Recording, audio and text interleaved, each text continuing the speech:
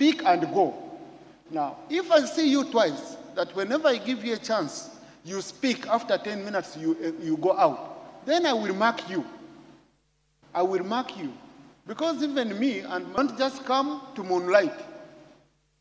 Don't come and moonlight and then expect, no, the speaker should be calling me. Number two, be patient.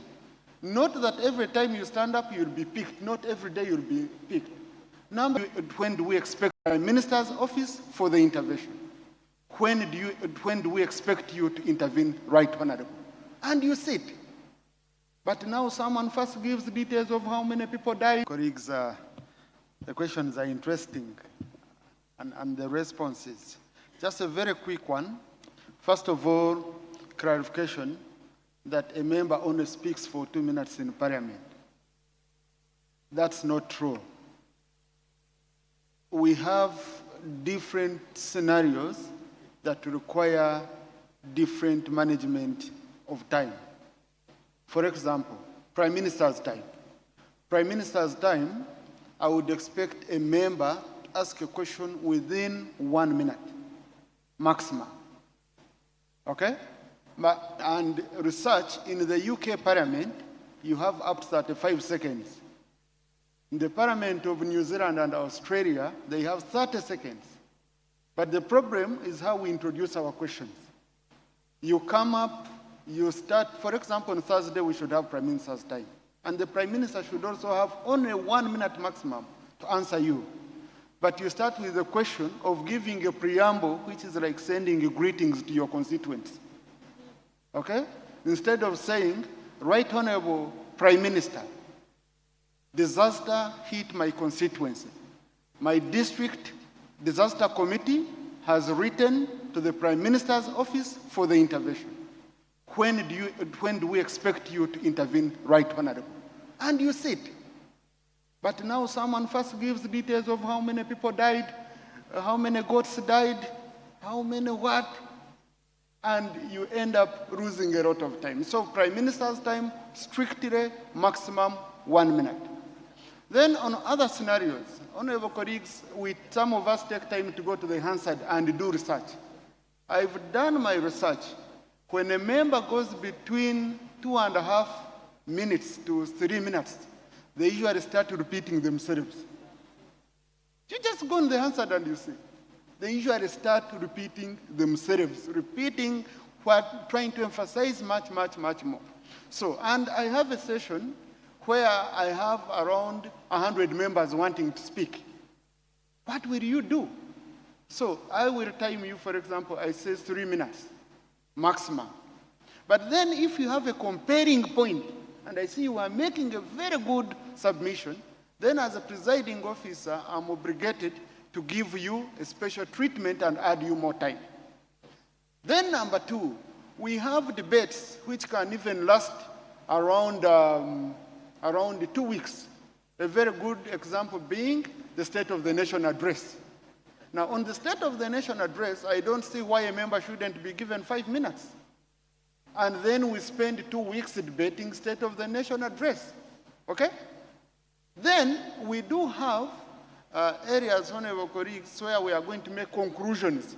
You see, Parliament works by resolutions. So the weight of the debate depends on what we shall come up with at the end. If we are making a general submissions and we are not going to make recommendations and resolutions at the end of the day, why should we spend the whole day debating that issue? But if we are going to make recommendations and we pass resolutions that are implementable, then we will give more time. So I felt I should touch on that so that you know, sometimes we even give you up to 10 minutes.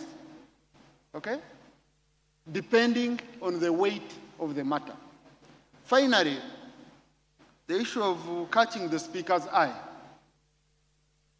One, it depends on you as a person. Do you want to remain seated and then you say, me, if I stand up twice and the speaker doesn't catch my eye, it means the speaker doesn't like me? That's number one. Number two, I look at you, have you just entered the House? There are MPs who enter the House, within 5 seconds, they are standing up to speak. But I have colleagues who have been here since morning, so I must give them the first opportunity. Number 3, there are MPs who are experts in certain areas. For example, Mr. Porotaz here, if it is issues of audit, Honorable Porotaz, I will, as a speaker, I pick on that member to tap into his experience to guide the House. Because as a speaker, I don't participate in the debate, okay? So it is very, very important, honorable colleagues, when you're giving us your CVs. If I have issues of military, General Ashande here will play a very critical role. I even sometimes call on him. I say, General, can you guide the House? That's how we work in the House. So ensure, 1, you attend. Don't just come to moonlight. Don't come and moonlight and then expect, no, the speaker should be calling me. Number 2, be patient. Not that every time you stand up, you'll be picked. Not every day you'll be picked. Number 3, we balance regions.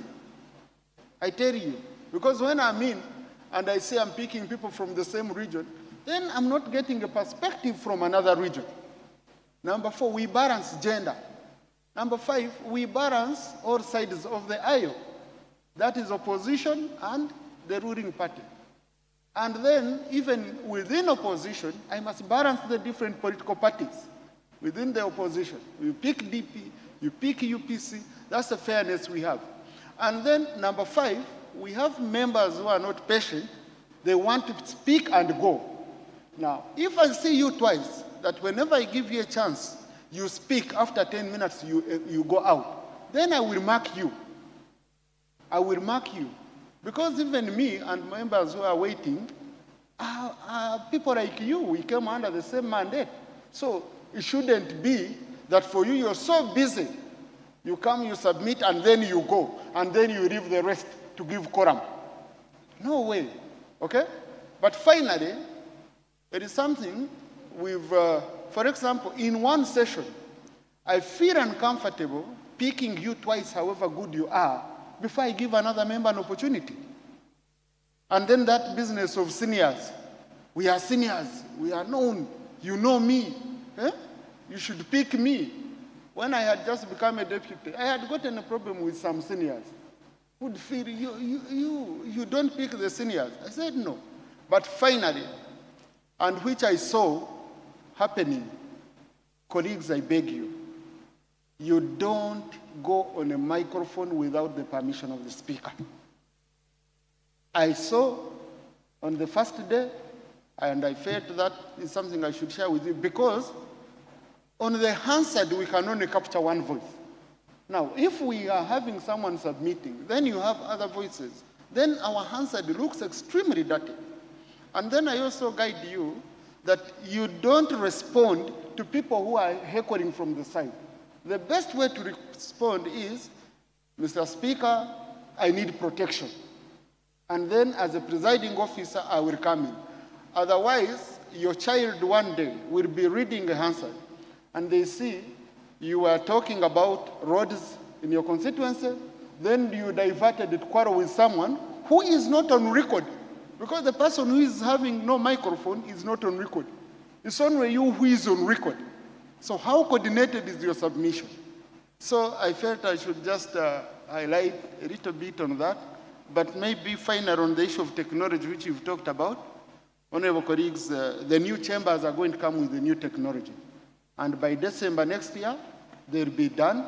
So we shall be having new technology in terms of voting systems, in terms of being able to monitor and log in automatically. All that was incorporated. And I hope we shall be having a modern parliament in the future. I thank you, honorable colleagues.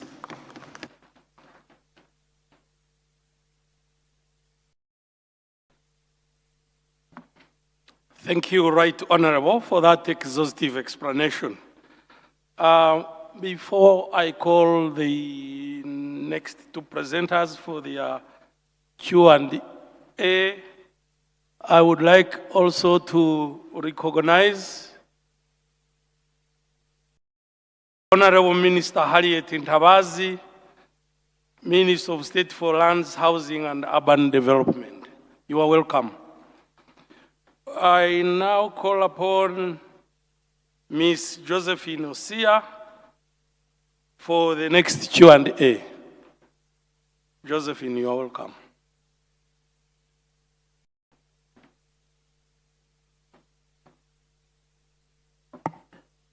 Thank you, Chair.